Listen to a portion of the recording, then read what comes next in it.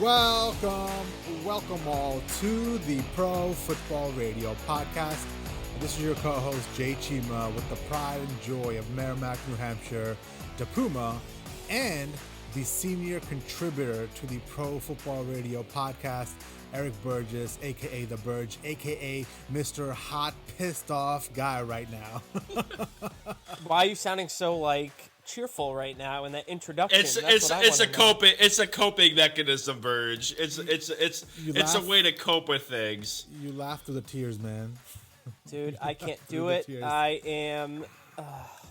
Well, to set it up for the listeners, this is an emergency podcast. We're jumping on right after the Los Angeles Rams taking it to the New England Patriots. Right now, it's 24-3 at the end of the fourth quarter. But for the most part, this is a pretty bad game for the Patriots. Looked lifeless, pretty bad, and I thought it might be a good time to get it on here and kind of vent it out. That's I'm just here for the group therapy. I mean, as the guy holding the ticket for the Rams minus 4.5, I'm having a great night. I just polished off a bottle of whiskey. But I mean, essentially, you're here to just take in our misery, right? Is that what's happening? I'm full of Schadenfreude, which is joy in the misery of others in German. But no, in reality, though, I was expecting a closer game. I thought this was going to be a little bit more of a chess match, and I honestly was expecting a little bit more out of Cam Newton. And I mean, Jay, you got your wish. Why? You got your 120 passing yards. I don't understand that, and I've heard that a few times over the last 3 or 4 weeks.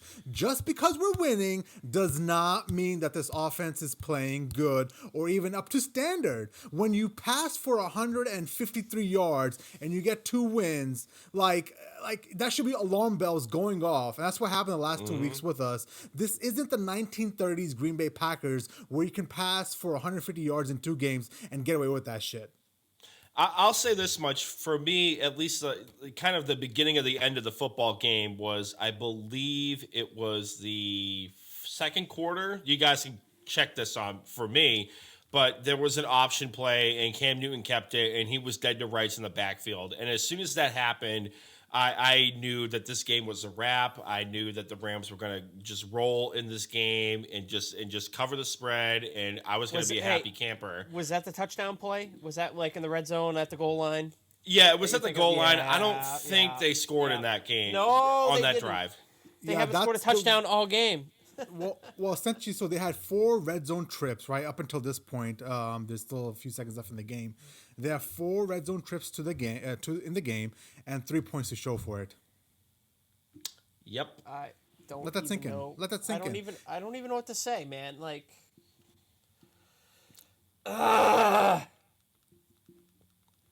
I mean, I'll say this much, and I know, Burge, we're all in the group chat, and you were popping off a little bit on Twitter, and rightfully so.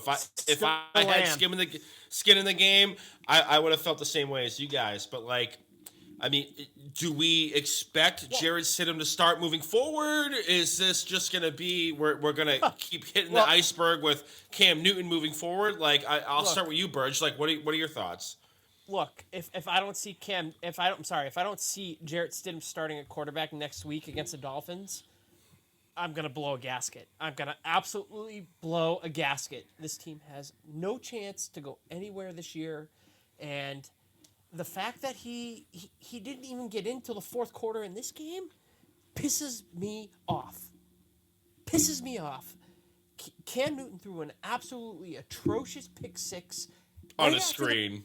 That was brutal.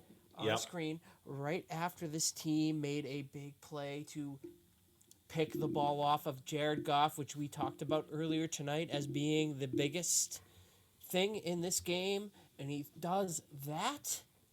How? Jay, I'm going to defer to you because I have no words. Well, I think what pisses me off the most is I don't think the Rams played a particularly well game. No, they didn't. I think they scored 17 points minus the pick 6, right? And, Jared Goff himself had 138 yards and 1 touchdown, 1 interception. Didn't look particularly well. Looked really shaky at some points. I think the game was won for them on the ground, right? I mean, Cam Akers alone has 29 carries for 171 yards, and listen, as much as I think what hurts the most about this game is we knew the offense was going to be bad, but the defense didn't show up either, right? Bill Belichick and that coaching staff didn't have these boys ready to play.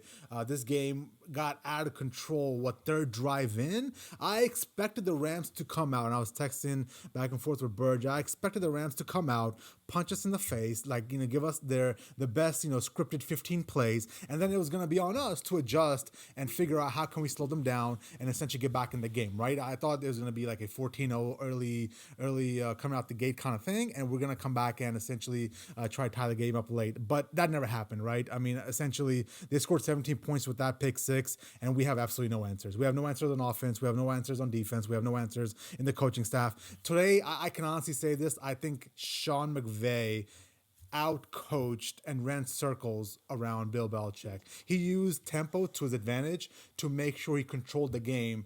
And I for the life of me, thought that, Bill Belichick would be able to somehow come up with something to negate that, but he wasn't able to do that. So, if I had to put the blame somewhere, obviously the blame goes to Cam Newton first because he is the quarterback, and my philosophy is always going to be listen to players on the field, take the most of the brunt, but close second to that is Bill Belichick and essentially our coaching staff.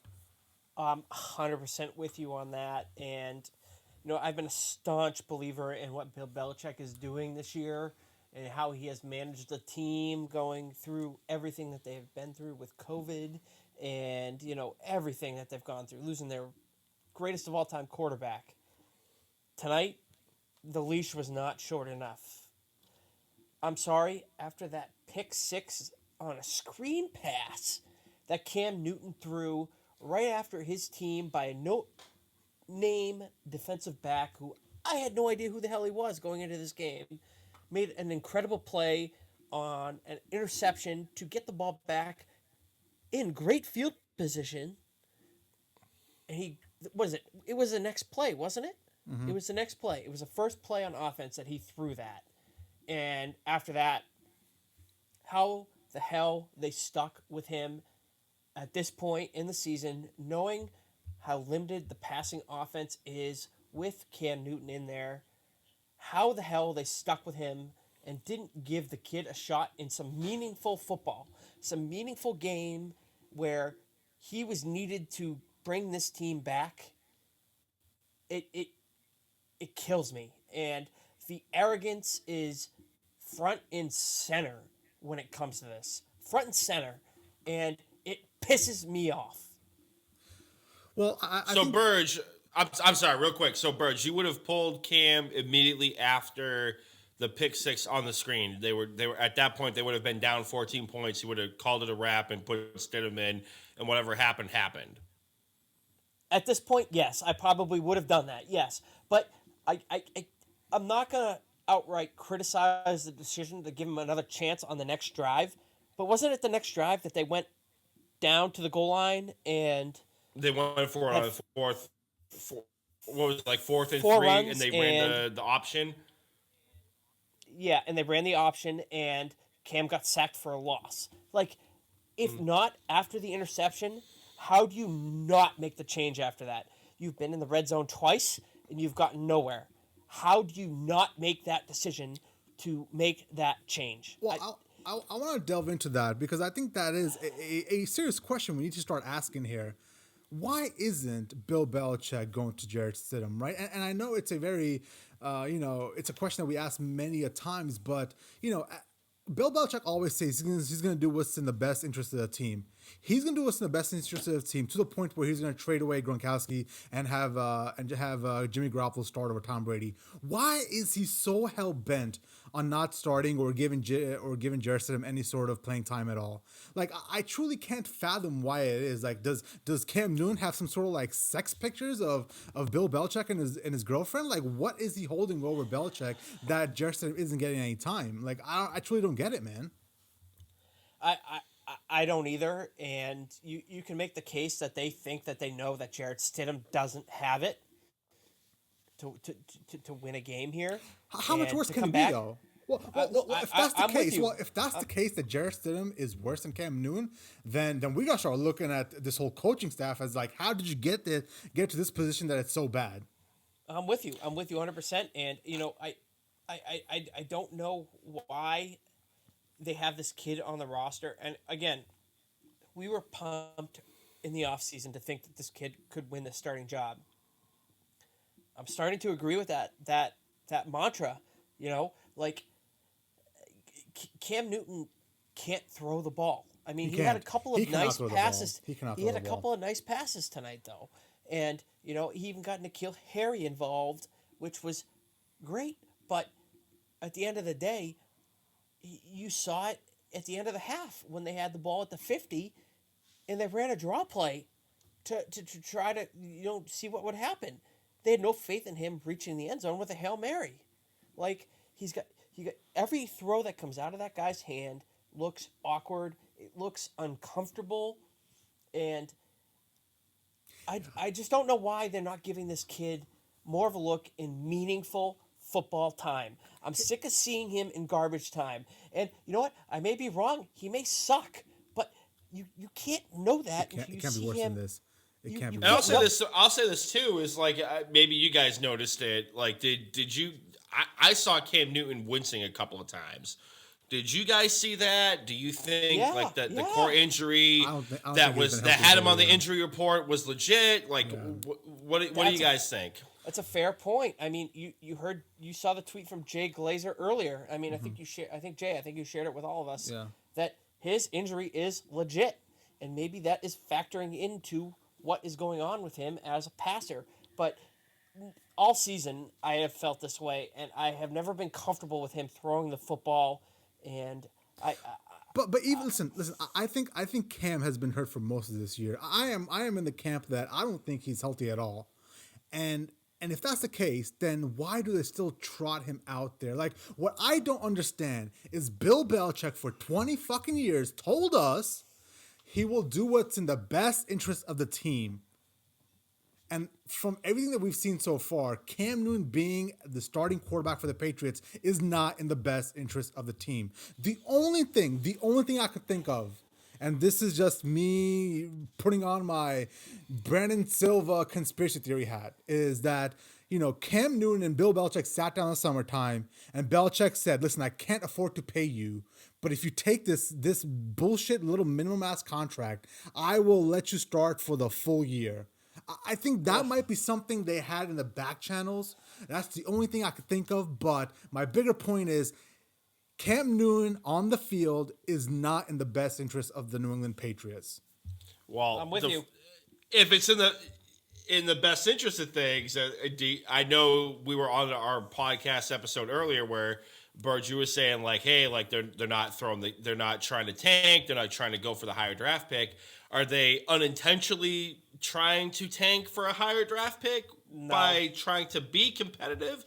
I mean, at this point, if he was hurt all year, one, how did he pass the offseason physical to sign the contract with the New England Patriots? And if he was healthy when he signed, when did he get hurt, and why is it affecting him throwing the football? Because we've been on this podcast for the last month or so, definitely with the Burge era of, every time Cam throws the football, it's an adventure. It's almost like Mitchell Trubisky out there. So what came first? Like, was he hurt and they just waived the issue with the physical, or did he get dinged up along the way and he just wasn't able to recover? Like, it's almost like which came first, the chicken or the egg? Well, I mean, an abdomen injury when you're throwing the football is a big deal. It's a big deal. You're getting all your power from your core and your feet. Exactly. Which his feet work is not the greatest even when he is healthy. I agree with you 100% there. And, the Patriots have won what? 4 out of their last 6 counting tonight.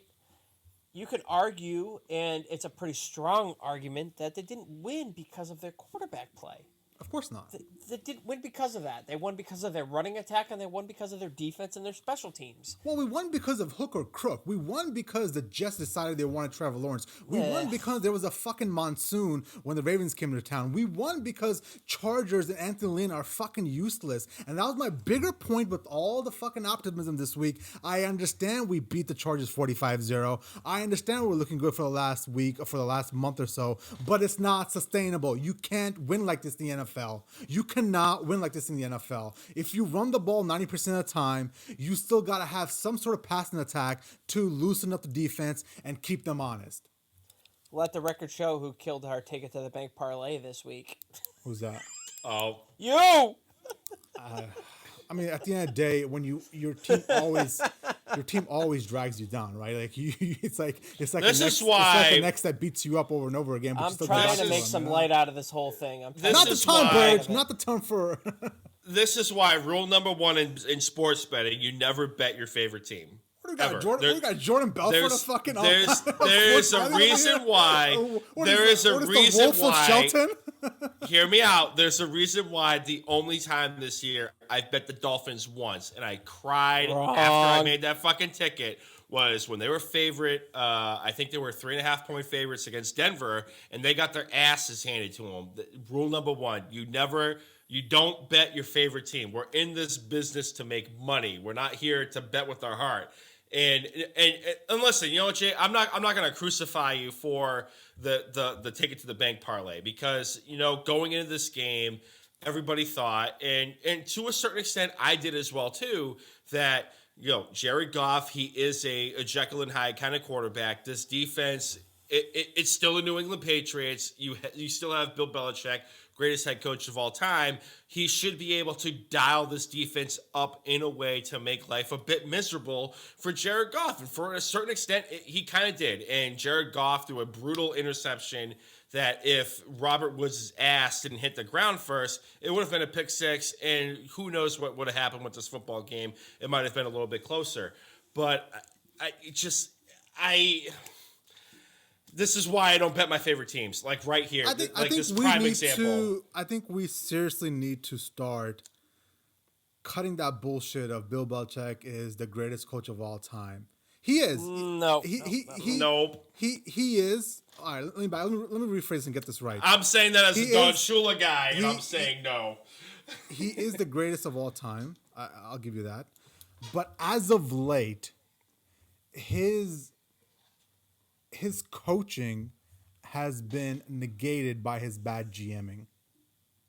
The players that he chooses and the people that he drafts and he puts them on the field are so bad that they're negating how great he is as a football coach.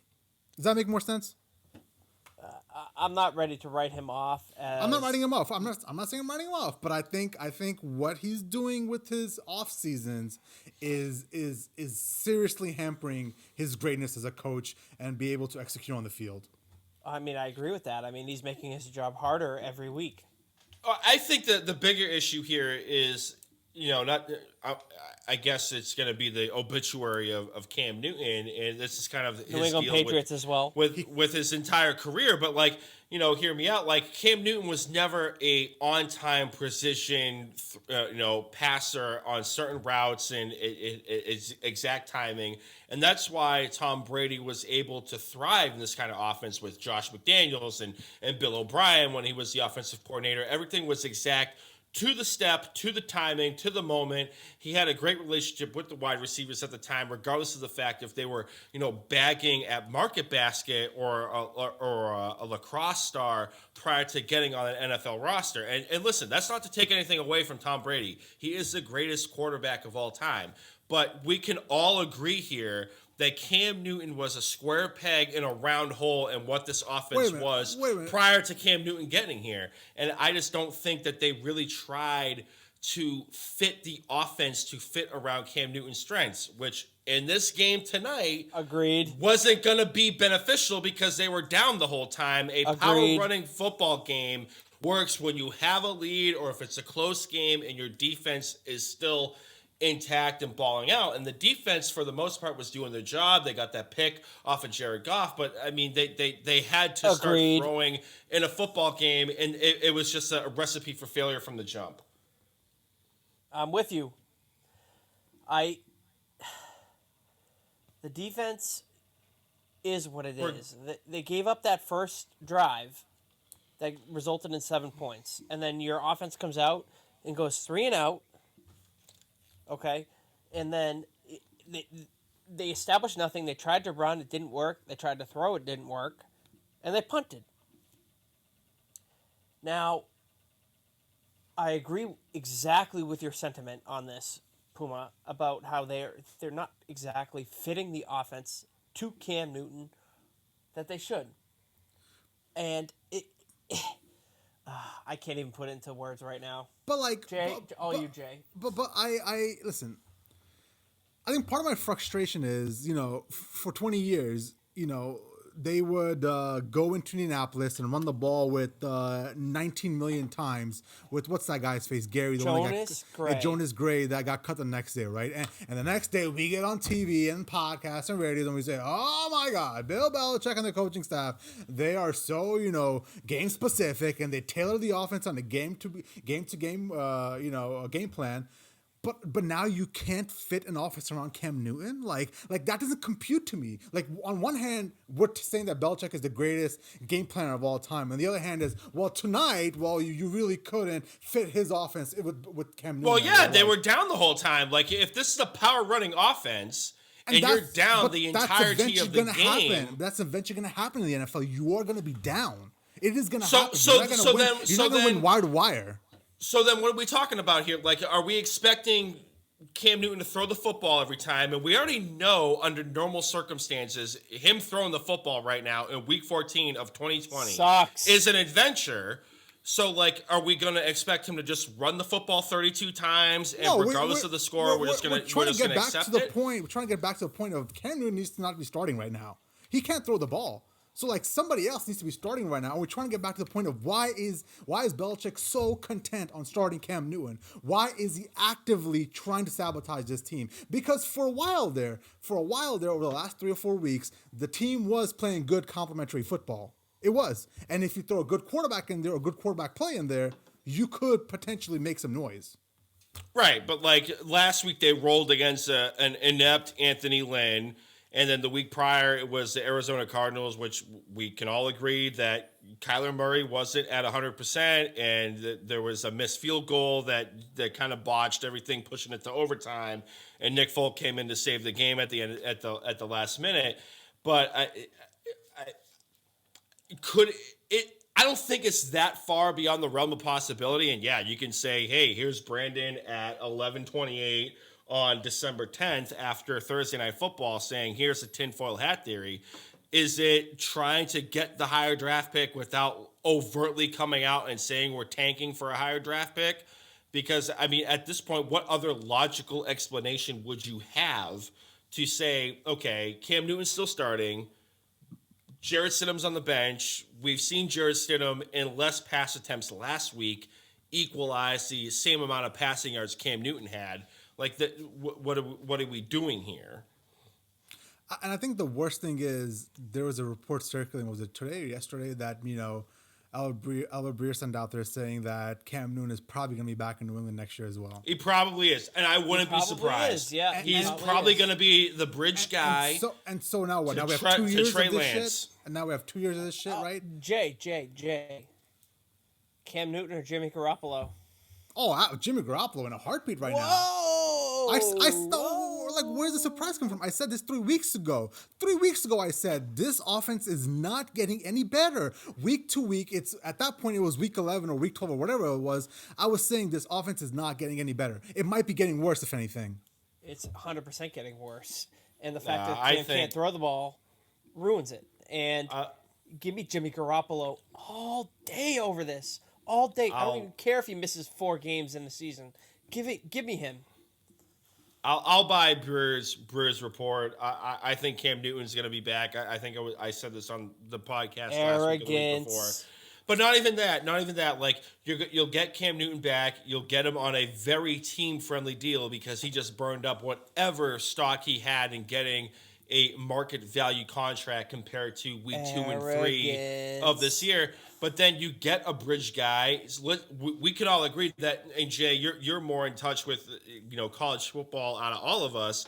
Like it's probably a good possibility that Trey Lance goes to probably the middle first round at best, right? So if you get Trey Lance at that point, you have Cam Newton as the bridge guy, kind of showing him the ropes. And I know ropes is a very loose term at this point for week 14 of the NFL season, but you do that, you get the opt-outs back from the defensive side of the football.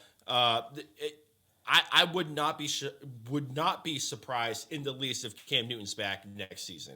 And Jay, just to piggyback real quick, like would you see Trey Lance falling down to the middle rounds of the first round? Here's the issue with Trey Lance. Trey Lance started 1 year last year, and this year he hasn't played. He's only played one game, and because of COVID, that's shut down. So we have a very small sample size. I'm not saying that he won't be great in the NFL. What I'm saying is the number 1 and number 2 quarterbacks in the upcoming draft, Trevor Lawrence and Justin they're going to Fields, be off the board. They're going to be off the board within the first 5 They are picks. the clear-cut good quarterbacks that are going to be great in the NFL, in my opinion. And the rest, I truly don't believe in. There's such a massive gap in talent when it comes from Justin Fields down to Trey Lance. And I haven't seen enough of Trey Lance. I don't buy into Zach Wilson from BYU. Kyle Trask intrigues me. He's very raw. And then Mac Jones out of Alabama. Essentially, I have a little bit of an issue with Mac Jones as well. But I think this is not going to get any better for us next year either, man. If Cam Newton is back in the starting lineup for us next year, we're looking at another 7 and 9 year.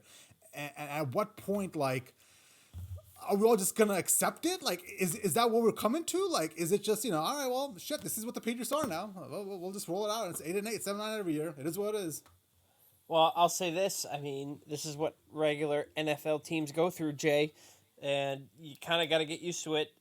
I will pose this question to you. Do you think there's a chance that both Cam Newton and Jimmy Garoppolo are in camp next summer for this team competing for a job? What I don't understand is why is Cam Newton even in the discussion to come back next year? Cheap contract. Besides all the bullshit of the money, at some point you've got to put that aside and say, well, yeah, I understand he's cheap, but like there's a reason why he's cheap. Like you need to find somebody that you have to pay some more money to that can actually win you games. Like what the Eagles did and how they benched Carson Wentz and his massive dead cap and all the bullshit they have to go through. Like at some point you've got to look at it for what it is and be like, all right, money might not be an issue here because we're just so goddamn bad. They're a football team, not a fucking brokerage, all right? Like they're not penny pinching at the end of the day about like how much it's gonna cost. You've got to win. You got to win games in the field. Dude, I'm with you 100% here, man. And Stidham needs to be given a chance to win this job. He needs to be given the chance to win this job. He should have been given it after the pick 6 in this game tonight. He needs to start the rest of the season. I don't even care if Cam Newton's back here as a starting quarterback next year. If that's the way it's going to be, so be it. But this year, Jarrett Stidham needs to be given a chance in meaningful football for the next 3 weeks. Anything short of that, I'm going to be triggered every week we record this podcast because there's no point in starting Cam Newton at this point. There's 0 point. Zero. You're not going to accomplish anything by rolling him out there to throw 70 yards a week in a game. Or get the higher draft pick. But like real quick, looking at the draft, and let's just assume for ground rules that Bill Belichick doesn't do a Belichickian thing and trades out of the first round. If he does that, I'm going to lose my mind. You're looking at the first round, a mid-first around like 11 to probably the 20 range, right? Depending on what they end up for the rest of the season. The second round, they're looking at 42nd overall. Third round, it's a comp pick for losing Tom Brady. What, like first round, second round, third round, what are you guys looking at for rebuilding in the draft? Jay, I'll start with you. What do you want in the first round, second round, third round of the NFL draft? Well, listen, depending on which quarterback is there, I don't want them to just take a quarterback for the sake of taking a quarterback. I want them to take a quarterback if they really like the guy. If they really bring him in, they talk to him, they have meetings, they walk through some plays with him. If he has the physical and the mental tools, and they do like him and he's there, then you've got to take that quarterback. Past that, you've got to get some help on offense, man. You've got to get some help on offense. You haven't addressed the tight end position for 3 years now. You tried this year, and it seems like these guys can't get on the field. And when they do nothing at all. Tonight. You haven't addressed the wide receiver position. It seems like you really can't because you don't have the capacity to address the wide receiver position. So it's very simple. We need quarterback, tight end, wide receiver, but in execution, like, it's been 5 fucking years and it hasn't happened. Okay. Right, but like, what if you're not getting a quarterback in the middle round of the first? Yeah. And we could probably all agree that Kyle Trask or Mac Jones would be a reach at say 11 to 15. Then what would you take? Would you take an offensive lineman? Would you go wide receiver in the mid round? Are we going on the defensive side of the football? Like, what are we looking at in the first round as a New England Patriot fan, and as, let's just say, Nick Caserio at that point?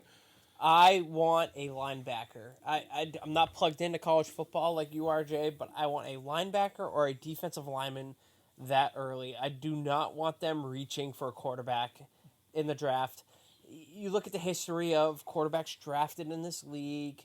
You've seen guys be reached for and not pan out. I'd rather them build a team around a quarterback who, at the very least, could be a game manager going into this. And maybe Cam Newton is that guy. Maybe Jimmy Garoppolo is that guy. Maybe Jarrett Stidham is that guy.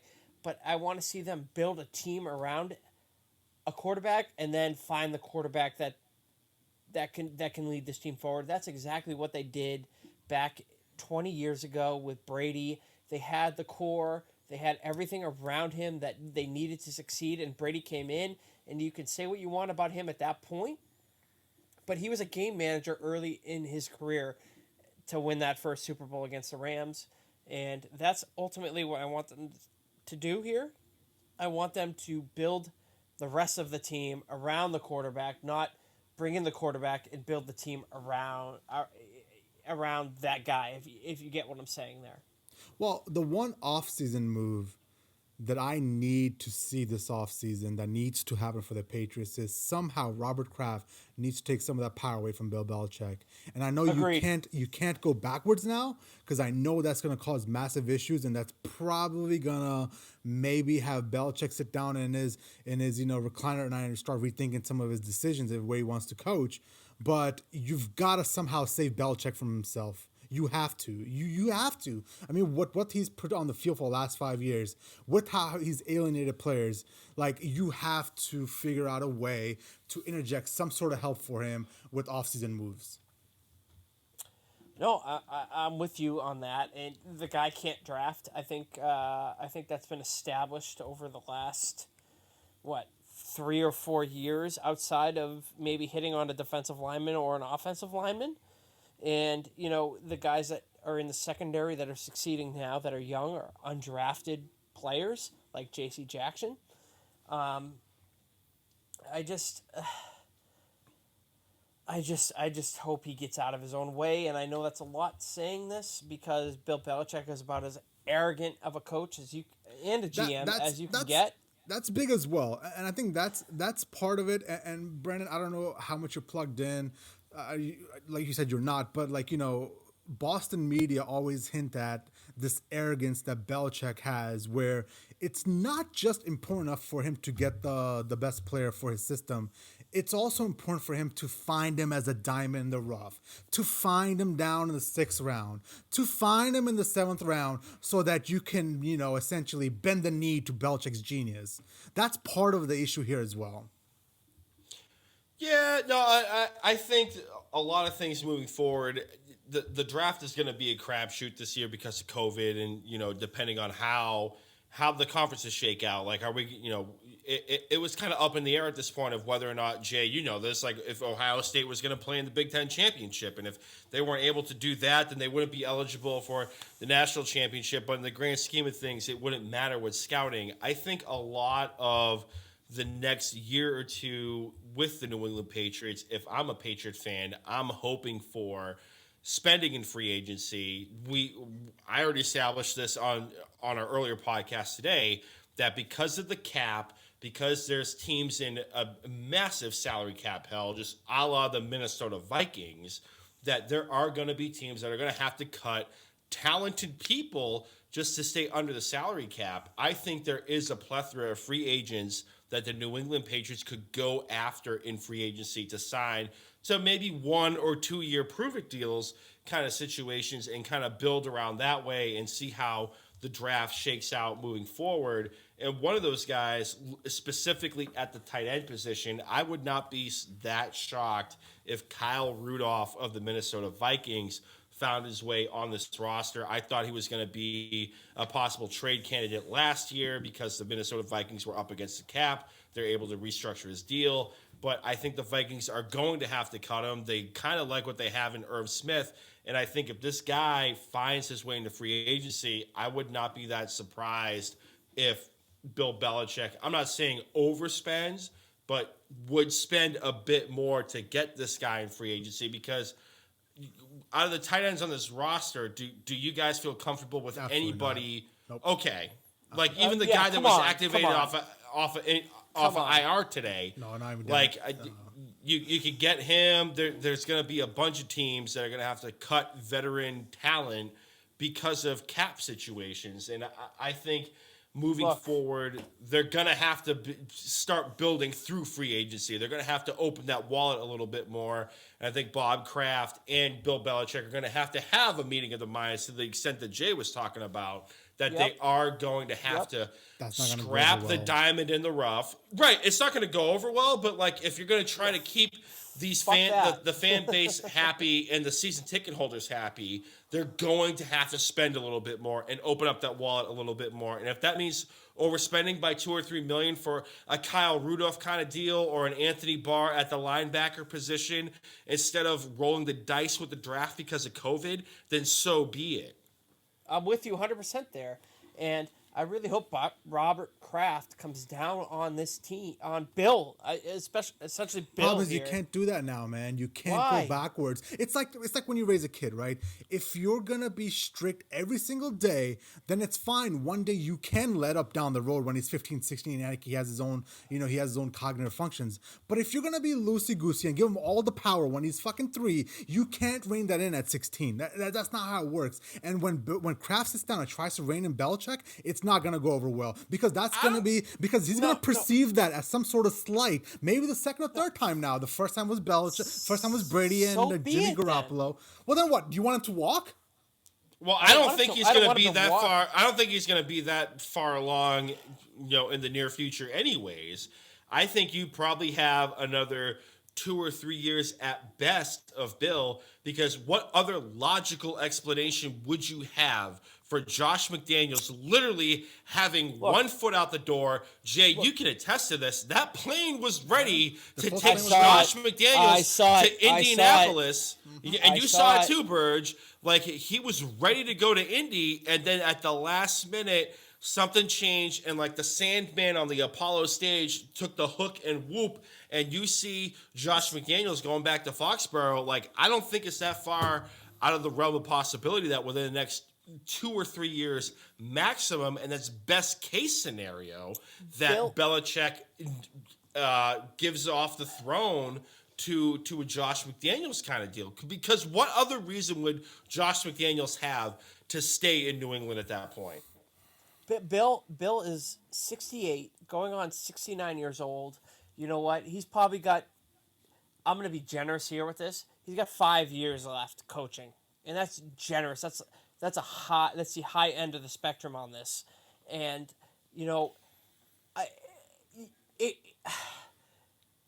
it drives me nuts that they're not bringing anybody else in to help him with the general manager type moves on this team. And it would make such a difference if they had somebody younger. You could make the argument that's the same as the United States government going through what we've gone through this year. We're going deep. We're going deep. I'm triggered, man. And at some point, the dude's got to get out of his own way, his arrogance just it was on full display tonight. Everybody on Twitter calling for the young kid to come in, see what he's got. You got nothing to lose to see what he has out there against a legit team in a legit situation to try to come back and save the season. And they waited until garbage time to bring this kid in. Obviously, he didn't do anything in garbage time because, let's be honest, I think the team had kind of seen the writing on the wall and had just said, you know what, we're not going to hurt ourselves going forward here for our own sake, our team's sake, whatever. But for the love of God, get somebody young in here who knows the now game of the NFL to help this guy make decisions in the draft and free agency. Because if this team doesn't spend this year, they have all the cap space. They have all the cap space. You hit on a little subtle thing there that I want to expand on just a little bit. You said something along the lines of bringing somebody that knows this NFL and these players, right? And I do think Bill does look for players that he likes to coach, right? He likes to collaborate with, right? It's not always about who is going to run the fastest in a 40-yard line, who's going to run the quickest route. It's about, all right, well, listen, maybe this guy isn't the fastest at wide receiver, but hey, I like his acumen. I like that I can collaborate with him. He looks like he's versatile, and he fits does the offense. He fits the scheme. He does pick players that might be less talented, but might be able to make up in that whole intangibles factor. But at some point, you've got to draft a talented person. Like you have to do that at some point. So if you look at the contracts of the front office people, Nick Caserio at the end of this year, his contract's going to be up. And we can all say it's probably safe to assume that Jack Easterby down in Houston is going to get Nick Caserio finally down into Houston. Who do you think is that next guy to fill that quasi-general manager role or attempt to have Bill Belichick's ear, assuming that Bob Kraft keeps the status quo? Like, do you guys think there's going to be an outsider coming in? Do you think they'll promote from within? Because I think there's a bunch of scouts that their contracts are going to be up as well too. So what would you guys like to see as Patriot fans? Well, listen, I don't know what's going to happen, obviously, but what I would love to see happen, obviously, is I want Thomas Dimitroff to somehow get his way back into New England. Like at the end of the day, the guy I like Dimitroff too. The guy down at Atlanta, the Atlanta Falcons never really put it together. But that wasn't on him. He got the players and drafted and put them on the field. There was a coaching staff that didn't close the deal. And Dimitroff does have some ties with New England because he was there. I wish he would come in and take a look at it with some fresh eyes and help out Belichick in that regard, right? Because there are those stories out there still that say, essentially Belichick, he'll ask for help during the draft, and when the season is over and all the notes and stuff is compiled on the draft prospects, he essentially just tells everybody to go home and he'll just take it from there and do the whole draft by himself, right? Once he gets the notes and the draft, the draft acumen, he essentially shuts everybody else off and nobody can tell him otherwise. I'm with you there. And let's be honest, Bill Belichick was the guy who told Dimitroff not to trade up to take Julio Jones. Mm-hmm. And look what he's done for that franchise down there in Atlanta. Mm-hmm. All right. Bring in another opinionated guy on this team to help make draft decisions because, let's be honest, Bill's getting older. And, I've never really had faith in him to draft any kind of offensive skill player on this team. He's hit on a few of the running backs, going back to Stephen Ridley, Shane Vereen, James White, etc. But, he clearly can't find everything that this team needs, and there needs to be somebody else other than Nick Caserio to come in and make decisions on this team because, obviously the fan base isn't going to tolerate this kind of performance year in and year out. And, Puma, you can say what you want about that, but they need to find a direction and they need to find a game plan going forward after this because this year obviously was not it. Cam Newton is not the answer as we are finding out. And, I've had friends tell me from the beginning that this guy should have been signed to an extension and paid more in the offseason before he was brought here. And boy, am I glad that that did not happen. I was on the Stidham train from the beginning. And yes, I'll take the L on that from the beginning. Yeah, same here, Burge. You're not the only one. I was in that camp too. And Cam Newton has done some good things for this team this year, but at the end of the day, he's deficient in a lot of what's the word I'm looking for? A lot of things, so to speak, that a quarterback needs to succeed in this league. And he's getting older. You can rely on his legs as much as you want. I mean, a lot of his rushing touchdowns he's had this year have been up close on the goal line. And, I'm going to go back to this, and it's pure therapy, pure venting. If I don't see Jarrett Stidham next week at quarterback, the pod after that game is going to be let's lights out. Let's move it forward, right? So they got 3 games left here, and we've got the Dolphins, Bills, and Jets. And the one thing that, we all love to do is we always like to overreact and, go to the other side of the pendulum, essentially. Like, do we see them winning any game besides the Jets game? Like, are they going to lose to both the Dolphins and the Bills? No. I think they might beat the Dolphins. As the Dolphins fan of the pod, but I'm gonna be unbiased and I'm going to be critical of my team.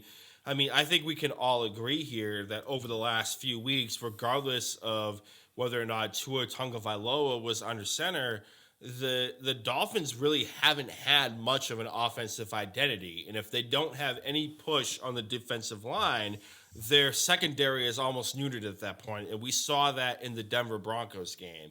And I think that this might be the one spot where they could squeak by with a win against the Miami Dolphins, but I really don't see them beating the Buffalo Bills. Jay, what was the other game? You have the Dolphins, you got the Bills, and what was the other ones? The Jets. The Jets, I think they in theory they should beat the Jets, but I mean we saw that a couple of weeks ago on Monday night where the Jets took them to the limit, and then Woody Johnson called down from England and told them to throw the game, but I see them maybe going 1-2 out of that stretch. I think they could beat the Dolphins. I would not be surprised, and that's me as a Dolphins fan. So you see them losing to the Jets, is what you're saying? No. You sorry. said 1-2. You said 1-2. I'm a couple of whiskeys in, so 2-1 in theory. In theory, they should beat the Jets. So 2-1. I don't have them beating the Bills, but I have them beating the Jets, because they need Trevor Lawrence at this point to sell it to their season ticket holders, and the Dolphins just don't have an offensive identity. See, at this point, with the Patriots more or less out of the playoff picture at this point, I don't think it's going to take a miracle for them to get in at where they are at right now.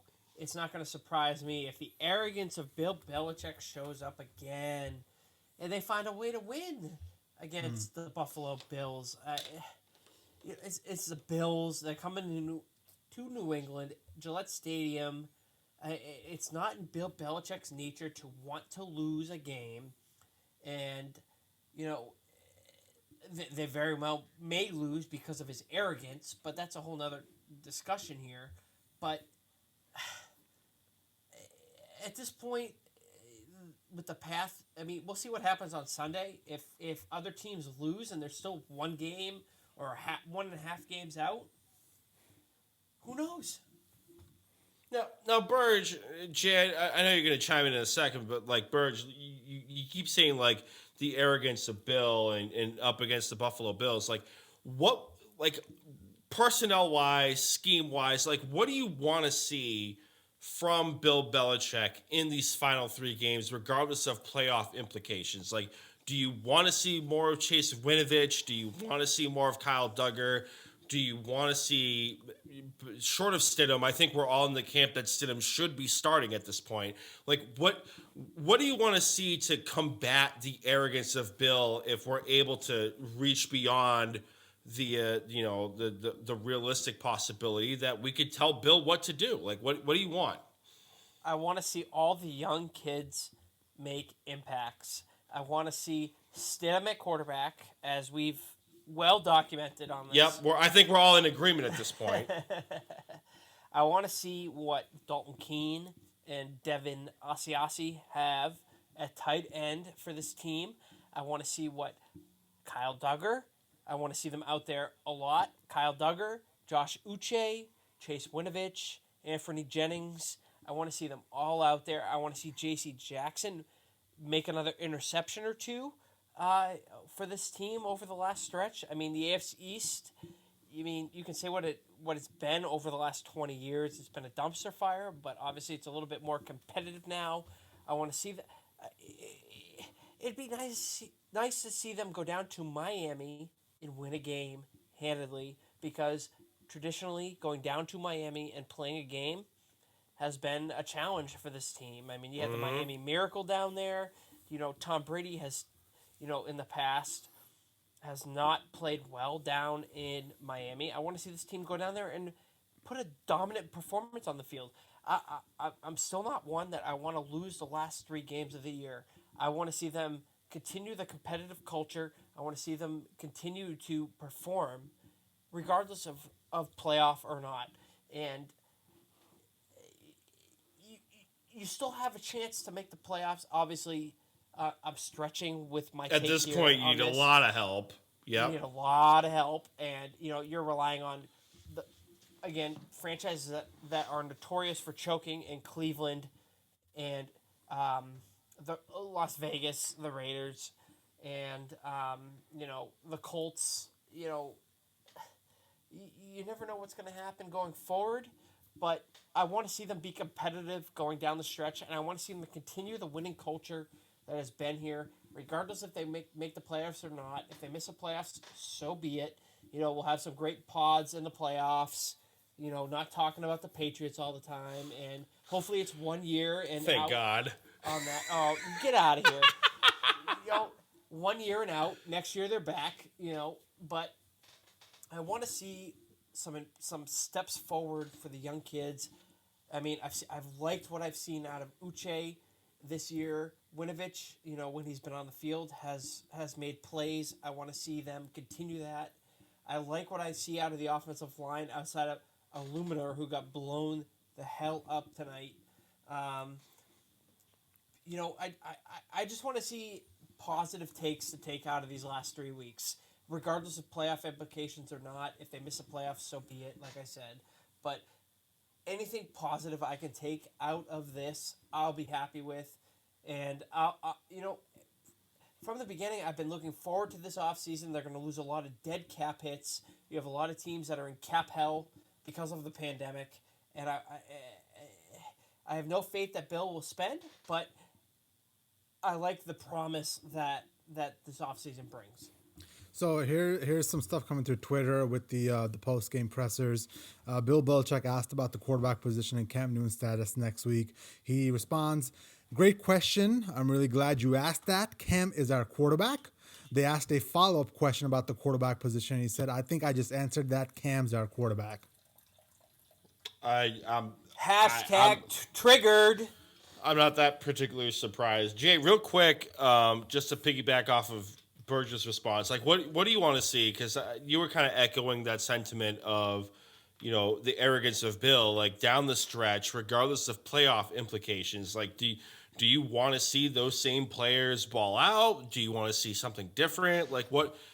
As the other Patriot fan on this 3-man podcast, like what do you want to see moving down the stretch? Well, listen, I really do think they need to have a sit down this offseason. And at the end of the day, the players on the field, I think, they're not the best, but they're the least of the problems. I think that how the players even got there and how they were drafted or how they were brought in is the bigger issue here. I think you got to fundamentally fix that, and Robert Kraft has to step up and do some things that might not be popular, but essentially he's got to figure out a way to rein in Belichick, rein in his arrogance and his ego, and help him essentially not, because at the end of the day, Belichick, what he says of him, essentially doing what's best for the team is something he's not living up to right now. So whatever Robert Kraft can do to help him along the way of bringing him some help for draft analysis or free agency help or analyzing this player, that player, I'm all for that, man. That needs to happen. I never thought I'd say this, but I never thought I would really experience Patriots fans feeling what I've been going through for the last 20-something years as a Dolphins fan in the AFC East. But, yeah. Listen. I was the guy that was the biggest Brady fan on the planet, but even me, part of me thought deep down, well, listen, at the end of the day, we do still have Belichick and that system, and we can plop somebody into that system, and we will look respectable. I don't even think we look respectable. Like, I mean, I'm a little blown here that we don't even look competitive in some of these games. Look, I'm gonna play devil's advocate on you here, and ooh, devil's avocado. What you got, Burge? Avocado, and as critical as I have been tonight, this team is one game below 500, and I, for one, thought it was a wishful thinking that this team would actually take the next step and get to the playoffs and make some noise. And, as bad as Cam Newton has been this year, and yes, the leash should be 1,000 to the 10th power shorter than it's been this year. But the problem is it's not, though. I mean, we just heard this shit on Twitter now and if he's saying this, then Cam is going to start next week. And that pisses me off. And I'm 100% in agreement with you. I'm seeing the same thing as you on Twitter right now that he's not Bruce Arians. He's not a documented liar. Like, Cam Newton is going to roll out there against the Dolphins. Yes, he's going to roll out there against the Dolphins, and hell, he may win the game.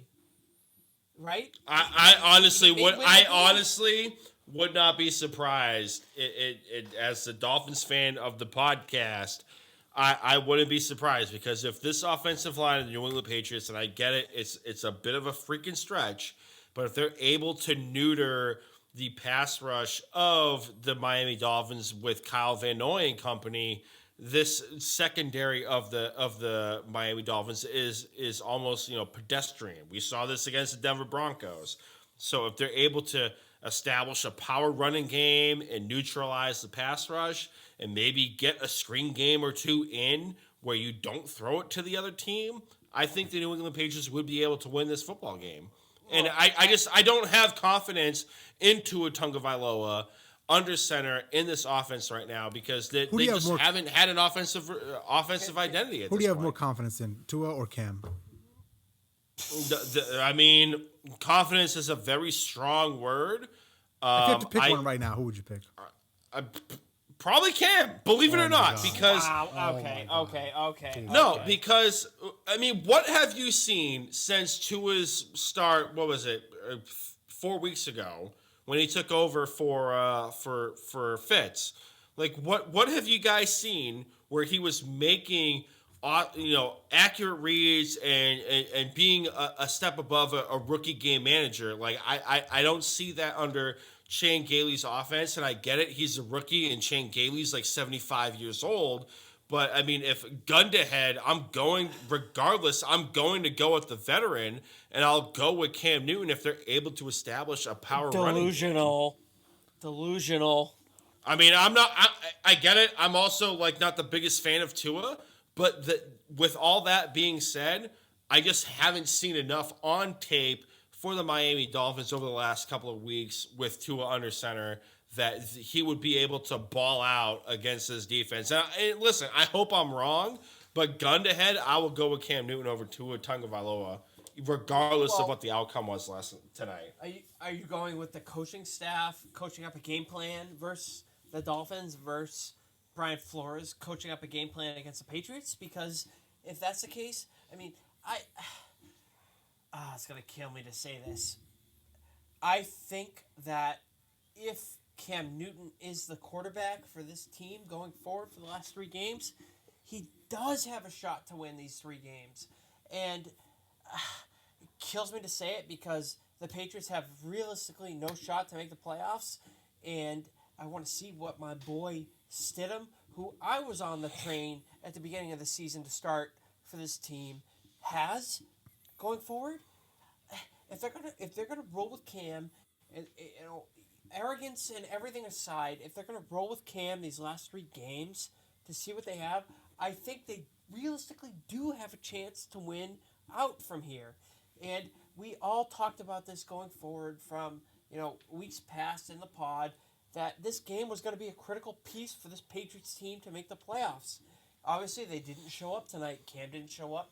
Defense didn't show up. Special teams didn't show up. And most of all, coaching didn't show up tonight.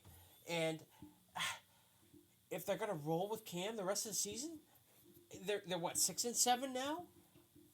Yep, They 6-7. very realistically could end up 9-7 to end the year. And irrelevant of everything that I've said tonight, I don't know how you can take Tua over Cam. I mean, you get the young kid out there balling out. Let him go. Let him go. Let him see what you have. I mean, the Dolphins are in a playoff spot right now, but to take Cam over Tua with the way the Dolphins are right now, I consider that just wow.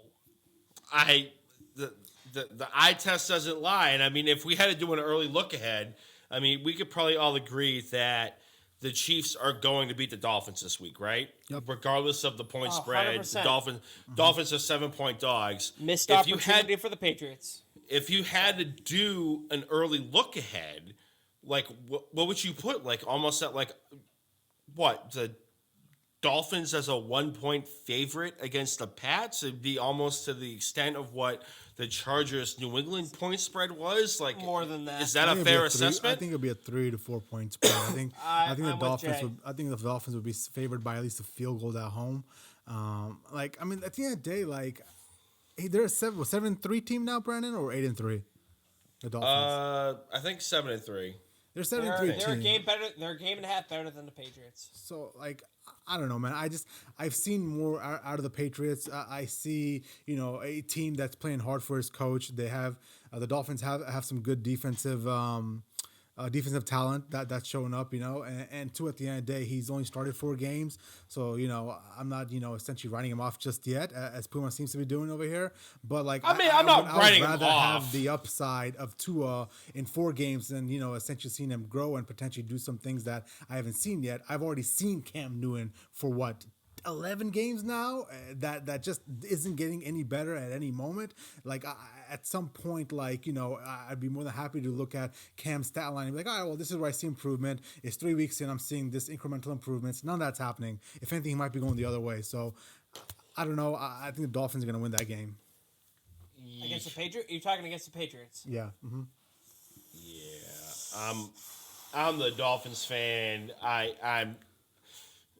I get it, like New England's on the ropes, but I don't. We just saw a 24-3 ass kicking where the Rams didn't play that well. The Rams did not play that well. I think that's what bugs me the most is the Rams, besides the Russian attack, did not play that well. Yeah, but that defense balled out. We still had absolutely no answer for that. Absolutely no answer. But the Dolphins don't have much of a pass rush, and if that pass rush is able to be negated, this secondary for the Dolphins, regardless of how much money they have invested in Xavier Howard, who could possibly be a defensive player of the year, and then Byron Jones, the free agent acquisition out of Dallas, if you don't have a pass rush, this secondary is pedestrian, and we saw this against Denver. And if New England is able to negate that and maybe establish the run a bit more and grind the game out and not get into a shootout like they had to have gotten into against the Rams tonight, as the resident Dolphins fan, if that happens, I think New England would win that football game. It would be close because there's not a whole lot of firepower, obviously, on the New England side of the football, and even on the Dolphins side of the football, Tua Tagovailoa has not had much of a connection with Devontae Parker. Preston Williams has been a fantasy bust all season. I was going into this year thinking Preston Williams could be a fantasy standout in this offense. I was high on him going into this season, regardless of fantasy implications. And he hasn't had much of a connection with anybody. And Mike Gesicki has kind of been wallowing in limbo with very streaky games at times. I just don't. I think this would be a very low scoring game, and I think New England might be able to squeak by with the win. Yeah. Well, look at it this way. I got a kind of a crazy scenario here. Patriots lose to the Dolphins next week in Miami, which very realistic that could happen given what happened tonight and the Patriots' historical trash performances down in Miami. And then what's that bring Miami to? 9-4, 10-4 if they win this week? Right now, the Dolphins are. I just googled it. The Dolphins are at 8-4. So if they lose, they're going to lose to the Chiefs. 8-5. My Steelers beat the lowly Buffalo Bills this week. I got money on this game, regardless of the parlay. Did you bet? Did you bet in the Granite State there? No, I bet my buddy, Mr. Brad Weiser from Daniel Webster College, decided to trash talk me tonight during the Patriots game, and he conned me into a nice $20 bet that the Buffalo Bills were going to beat the Pittsburgh Steelers next week. And how can I not accept that? Oh, of course. I not accept that, given everything I've said all week? So let's just say the Buffalo Bills lose to my Steelers this week. What's that bring them to? 8-4. 9-4. In the we'll say that the Dolphins are going to lose to the Chiefs this week, 8-5. Yep. Next week, the Dolphins have a chance to leapfrog the Bills. Okay. They're going to beat the Patriots. Okay. I think. Look. I think you need some whiskey there, Burge. No. I stay away from the whiskey. But look, you might need to start drinking some. No. Look, I've been saying for probably a month now that the Dolphins are going to win the AFC East, and I'm on record saying it. Oh God. Let's be honest. I'm a Dolphin fan. I think it's a pipe dream. For this purpose right now, for this discussion, okay. I hope the Patriots start Cam Newton next week and that Brian Flores smokes him. We'll just say that. I know the Patriots aren't going to really realistically make the playoffs this week, but I would love for the Dolphins to leapfrog the Bills because I absolutely have an utter disgust for the Bills Mafia and the table crashing of the drunken tailgaters up there in Buffalo. I hate them. And so Jay, when we come out of COVID, we need to take Burge up to Orchard Park, hang out with Lindsay and her husband, and we'll have some good food, and we'll go check out a Bills game. Is that what it sounds like? I'll bring my boy with me too. It'll be a good time. Well, let's hope we don't get seats up in the nosebleeds where the wind gust is 50 miles per hour at. Hey, Bill's character. We hang out with the drunk Bezos up in the bleachers at -35. Oh, do you remember that chick? How can I forget? Josh Allen's on my fantasy team. Josh Allen needs to run it in. How can I forget? Yeah, that's one of those stadiums where, the experience is fun, but my God, that is a shit old stadium, man. Can I just say real quick before you continue, I love unscheduled podcasts because we can just go. Yeah, maybe we should take some notes from this and do this more often. Hey, I'm down. We should stop with all the bullshit and the podcast, what do you call it? Schedules, I guess, and just talk, So, I mean, what's the grand, as the outsider looking in for you two fellas? I think we've trotted over this ground a few times tonight in previous podcasts. Like, where do you guys go from here? Well, I'm gonna drive to. Where do we go? go? Where do we go from here? And I know it's a lot easier said than done, but like I'm we've gonna looked at the schedule. drive down to the Wendy's right down the street from me, right? Because I love a spicy chicken sandwich from Wendy's, right? Oh, nice. Okay. Sounds good, right? Sriracha sauce or no? No sriracha sauce is spicy enough as it is. But the reason why I'm doing that is because I love it so much, and I definitely want to eat it one last time before I walk into a lake and never come back out. I mean that's where I stand right now. I want that to be my last meal, and then I'm gonna walk into a lake, stop breathing, and then cease to exist. So, Burge, what are we doing? Are we doing like a shot of rum and then calling it a night? Or am I going to have to do a welfare check up in Nashua, New Hampshire? What am I going to have to do with your ass? I'm gonna be wow, should I play Everybody Hurts? Do I need to sing? You can play the sound of silence right now because that's all I want right now. Hello, darkness, my old My friend. old friend. Exactly. I've come to talk with you again. I'm probably gonna turn that on as soon as we stop recording tonight. I'm just disappointed tonight. There's no other word for it. I'm not mad. I'm disappointed, and that's the word that Chantel gives me when she's upset with me. And yeah, exactly.